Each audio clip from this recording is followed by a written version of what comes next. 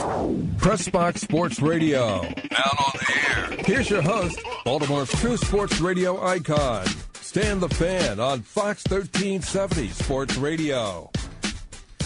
Well, no Stan the Fan today. This is Matt Zenitz and Nick Berger filling in for Stan the Fan on today's Pressbox Power Lunch. We still have a big show in store for you, even without Stan today. Getting to plenty of the Ravens talk. We were at a mini camp last week, and we'll get into a little discussion about, even with all the acquisitions this year, what is the biggest thing at this point that will hold the Ravens back from winning a Super Bowl? And I want to get all your calls on that, 410-481-1370. We'll also talk some Orioles. We'll have Mike Devereaux on later in the show. But right now, we're joined in studio by my friend, Joe Gamble. Joe, how you doing, sir? Hey, what's going on, Matt? Hello, Baltimore, and also to the Eagles fans out there, hello. I like how you threw that in, too, Joe. But, Joe, you're a very interesting story. Joe was with the Eagles practice squad last year, fullback / tight end, and very humble background because you graduated from Shippensburg when? 2004? 2004. Okay, and, University. I mean, you're one of so many people, and this is the part that sticks out to me. So many guys you'll hear, I'm good enough to play in the NFL.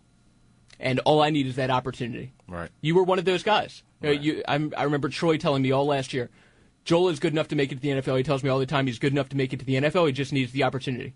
And I'll tell you right now, I'll be very honest. I hear that all the time. Right. The difference to me was you actually were very persistent. You were very stubborn. And you kept going after that opportunity to the point that you went out to Philadelphia last year. You went to Eagles training camp. You made some good contacts. You talked to Coach Nixon, and you got your tape out to them. Right.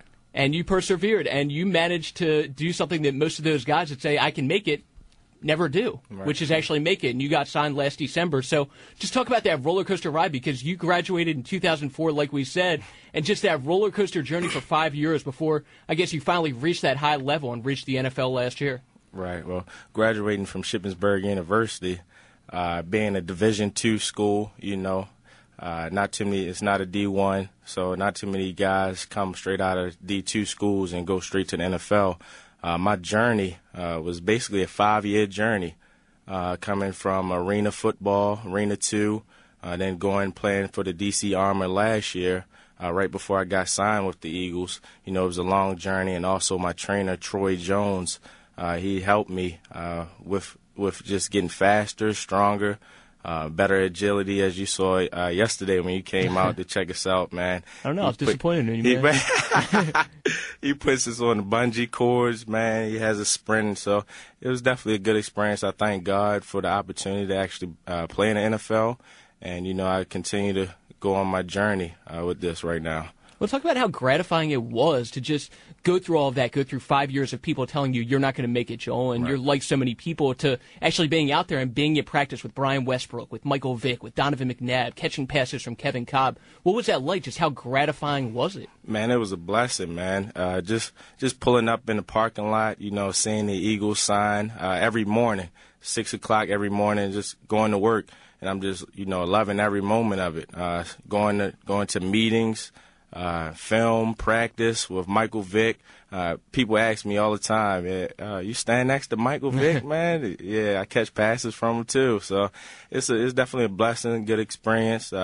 Just putting on the NFL helmet.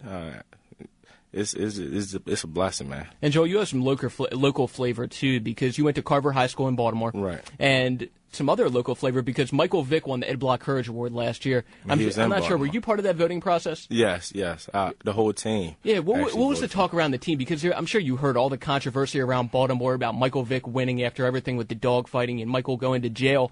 What was the talk around the team, and what made him worthy of that award, at least to you guys within the locker room? I mean, everybody deserves a second chance, man. We're all human. He made mistakes, but he's definitely, striving to do his best to make up for that mistake that he made. And he's a good guy, man. And we just felt that he was working hard to do what he had to do, to do the things that he actually said he was going to do for the Philadelphia fans. So, he's definitely a good guy, and I definitely commend him for working hard to get back to the fans.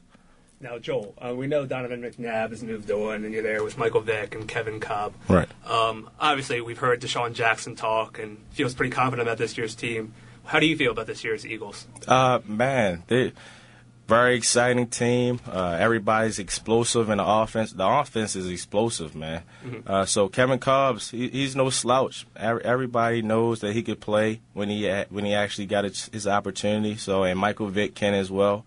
The team's going to be very explosive this year, offensively and defensively. We're built on speed, and we actually work hard, man. And that's the thing about it. You know, the locker room, it may seem like it's in shambles or anything, but everybody's friends. Everybody plays hard, works hard, you know, during the off season. It's a good opportunity for us.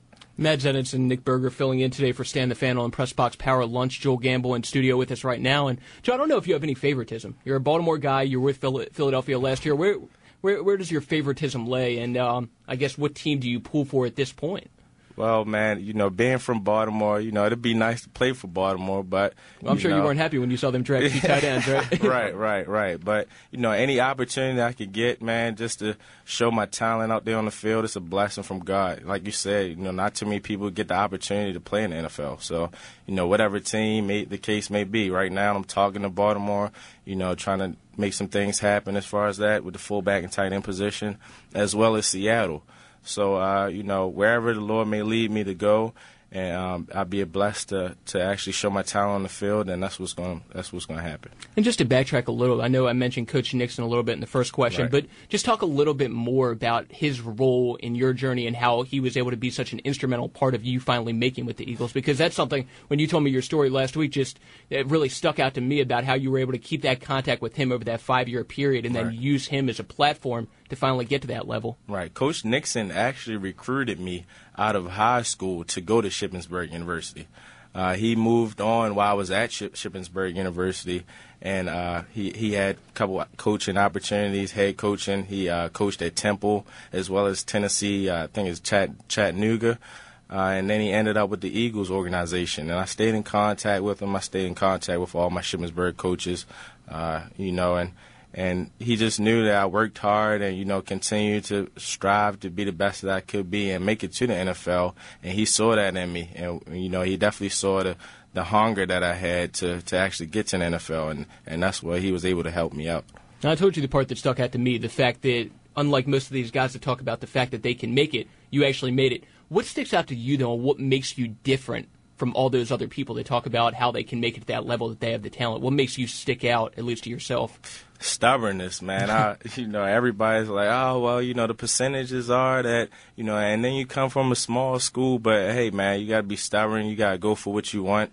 You just got to be a go-getter and reach your goals, man. If you got a plan A, stick to that plan A and go for it and get it, man. There's no plan B. So that's what helped me. Well, you said you graduated in 2004, right. So it's been 6 long years of you working hard. Have you ever thought about doing something else? Has your mind ever wandered from this NFL dream, or have you always thought, I'm going to make it, I'm going to make it? Right, man. I actually, you know, I have my degree in criminal justice from Shippensburg University. Tried Secret Service, you know, county police, man, but God just kept placing football back into my lap, man. I ended up playing with the arena football. What does that just mean? He didn't trust you as a police officer? Right. I don't think I can make it. But, yeah, man, hey, you know, I got the talent for football, and, you know, I just kept going at it, man, and you know, here I am. We'll talk about the training some and just what goes into making an NFL player and just the progress you've made in terms of your physique and your measurables and the bench press and all that stuff and just what you've done to work to get to that level now and put yourself in a position to be successful. All right, wow. Coming out of Shippensburg, 255. Slow, maybe a 5 you flat can say 40. A fat 255. Right, exactly. So, you know, I got pictures. But yeah. Yeah, everyone check out Joel on Facebook. Yeah, 255 coming out of Shippensburg. You know, I wasn't solid. You know, I got in the weight room after graduating, you know, on my own pretty much.